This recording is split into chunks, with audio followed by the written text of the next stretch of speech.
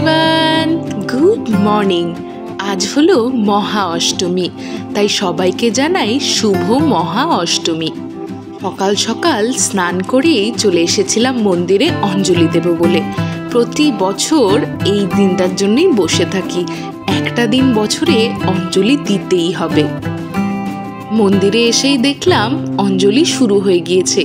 প্রায় দুটো মতো ব্যাচ হয়েও গিয়েছিল। 3 নম্বর ব্যাচে আমি দেব ভেবেছিলাম, কিন্তু তারপরেই মায়ের আরতি শুরু হয়ে গিয়েছিল, তাই বসে বসে আরতি দেখছিলাম, আর এরপরেই আমি অঞ্জলি দেব। আমার পার্সোনালি মনে হয় এই অষ্টমীর দিনটায় মায়ের মুখটা একটু অন্যরকম লাগে। আমি ঠিক বলে বোঝাতে পারবো না কেমন, কিন্তু অন্যরকম। এখানে আমার অঞ্জলি দেওয়া হয়ে গিয়েছিল, আর আমি মন্দিরের বাকি ঠাকুরদেরও নমস্কার করে নিচ্ছিলাম, আর এইটা চলছিল একদম শেষ ব্যাচের অঞ্জলি।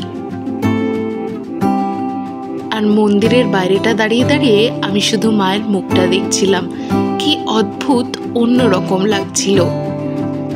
আর এর মাঝে আমি একটু বাড়ি চলে গিয়েছিলাম, ঠিক করেছিলাম সন্ধি পুজোর আগে শাড়িটা পরে চলে আসব। আর এসে দেখি সন্ধি পুজোর কাজ প্রায় শুরু হয়ে গিয়েছে, তাই আমিও বসে পড়লাম। আমার ভাগে পড়েছিল প্রতি বছরের মতন পদ্ম ফোটানোর কাজ। এই কাজটা করতে কিন্তু আমার বেশ লাগে। আমি সন্ধি পুজোর অত কাজ পারি না, তবে এই কাজটা বেশ ভালোই পারি। 108টা পদ্ম ফুল আমার ফোটানো হয়ে গিয়েছিল, আর গুনে গুনে ওখানে সাজানো হয়ে গিয়েছিল। আর বাইরেটায় আমি এসে দেখছিলাম যে আকাশটা একটু অন্যরকম লাগছে, মনে হচ্ছিল যেন বৃষ্টি হবে। আর আমরা সবাই বাইরে আকাশের দিকে তাকিয়ে তারপর মাকে বলছিলাম যে মা, গোটা পুজোটাই তো ভালো কাটলো, এই অষ্টমীর দিনটা যেন আর বৃষ্টি না হয়।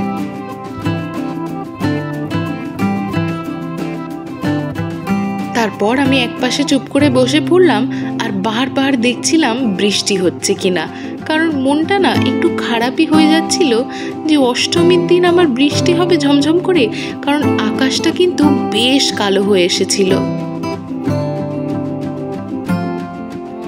এই বছরের সন্ধি পুজোর সময়টা তো বেশ অল্প, তাই জন্য সবাই খুব তাড়াহুড়ো করে কাজগুলো সেরে নিচ্ছিল।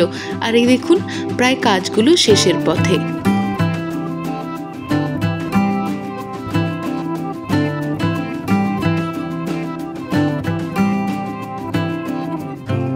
এই সময়টায় আমি চুপ করে বসে থাকতে থাকতে মাকে আমার মনস্কামনা জানিয়ে দিচ্ছিলাম। আর এইখানে মাকে পরানো হচ্ছিল এই বড় পদ্ম ফুলের মালাটা। কি দারুণ লাগছে না দেখুন।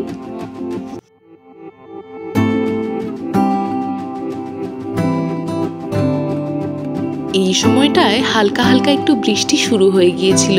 ওই যে হাতে থালা নিয়ে আসছেন আমার মা এবং আরেকজন পাড়ারি কাকিমা, ওনারা ঠাকুরের ভোগটা নিয়ে চলে আসছিলেন। এই দেখুন, আপনারা হয়তো থালাগুলোর উপর দেখলে বুঝতে পারবেন হালকা হালকা বৃষ্টির ফোঁটা। আর এই লাল পাঞ্জাবি পরে ছিল আমার ভাই। তবে মা দুর্গার কি অদ্ভুত লীলা জানেন, বৃষ্টিটা কিন্তু এইখানেই থেমে গিয়েছিল, বৃষ্টিটা কিন্তু আর হয়নি জোরে। আর এই যে এইখানে ফাইনালি সন্ধি পুজো শুরু হয়ে গিয়েছিল। বেশ ভালো লাগে আমার এই সময়টাও।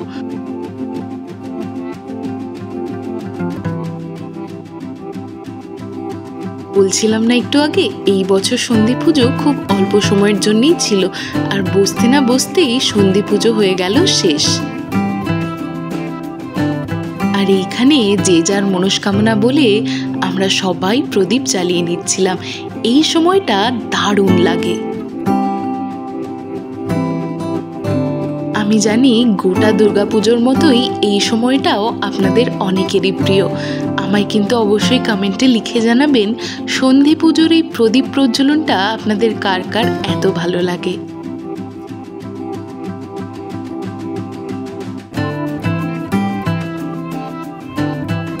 সন্ধি পুজো প্রায় শেষের দিকে, এইবার হবে আসল আরতি।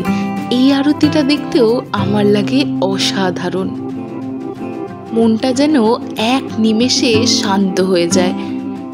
এই ধুনো দেওয়াতেও গোটা পরিবেশটাই পাল্টে যাচ্ছিল, লাগছিল অসাধারণ। এরপর আমরা চলে গিয়েছিলাম বাড়ি। তারপর শরীর তো একদমই দিচ্ছিল না, বেরোতেও ইচ্ছে করছিল না, তবে মন বলছিল এই তো আর 2 দিন, তারপরই তো পুজো শেষ। তাই ঠিক করলাম আমি, ভাই আর একটা বোন মিলে চলো বেরোই, একটা ঠাকুর হলেও দেখবো। কারণ অষ্টমীর দিন বাড়ি বসে থাকা একদমই মেনে নেওয়া যায় না, তাই সেজে গুজে বেরিয়ে পড়েছিলাম আর প্রথমেই চলে এসেছিলাম ত্রিধারার ঠাকুর দেখতে। আর অষ্টমীর দিন বলে ত্রিধারায় ছিল সাংঘাতিক ভিড়। ত্রিধারায় ঢোকার সময় আমার মনে হচ্ছিল বেরিয়ে যাই বাবা, এইখানে আর ঠাকুর দেখব না, অন্যদিন না হয় আবার আসবো। তবে কোনো রকমে ঢুকতে পেরেছিলাম। আর এইখানে ওনারা প্যান্ডেলটা করেছিলেন অসাধারণ। আর ওই যে দেখছেন লোকগুলো, ওনারা অঘরী সেজে বসেছিলেন। আর এই যে ঠাকুরের প্রতিমা। অষ্টমী পুজোর পর আমরা প্রায় সবাই টায়ার্ডই ছিলাম, তাই ঠিক করলাম খাওয়া দাওয়া করে এবার বাড়ি চলে যাব। তাই চলে এসেছিলাম ম্যান্ডারিন রেস্টুরেন্টে। এইখানের খাবার সব কিছুই চাইনিজ পাওয়া যায়, তবে বেশ ভালো। ভেতরে ঢুকে আমার লাগছিল ভীষণ ঠান্ডা, তাই এই দেখুন আঁচলটাকে এইভাবে গায়ে দিয়ে নিয়েছিলাম। তারপর চলে এলো আমাদের খাবার। আমরা নিয়েছিলাম গ্রেভি চাউমিন আর ওই হানি চিকেন মতন কিছু একটা প্রিপারেশন। আর দুটো ডিশই খেতে ছিল অসাধারণ। ম্যান্ডারিন রেস্টুরেন্টের খাবার কিন্তু সত্যি সত্যিই ভালো। খাওয়া দাওয়ার পর রেস্টুরেন্ট থেকে বেরিয়ে বাড়ি যাওয়ার জন্য আমরা প্রায় কিছুই পাচ্ছিলাম না, তাই এই রাস্তাটা ধরেই হাঁটতে শুরু করেছিলাম। হাঁটতে হাঁটতে চোখে পড়লো এই জায়গাটা। এইটা বোধহয় কারোর বাড়ির পুজো, তবে দারুণ লাগছিল এই একচালার প্রতিমা। তাই দাঁড়িয়ে কিছুক্ষণ দেখে নিয়ে আমরা হাসাহাসি করছিলাম যে এইবার যদি আমরা যাওয়ার জন্য কিছু না পাই, তাহলে বোধহয় আমাদের হেঁটে হেঁটেই বাড়ি যেতে হবে। তারপর একটা ফাঁকা বাস পেয়েছিলাম, এরপর আরেকটা বাস চেঞ্জ করেই চলে এসেছিলাম আমরা বাড়ি। আর এইভাবেই কাটলো আমাদের অষ্টমী। আপনারা কিন্তু আমার চ্যানেলটা অবশ্যই সাবস্ক্রাইব করে দেবেন। টাটা।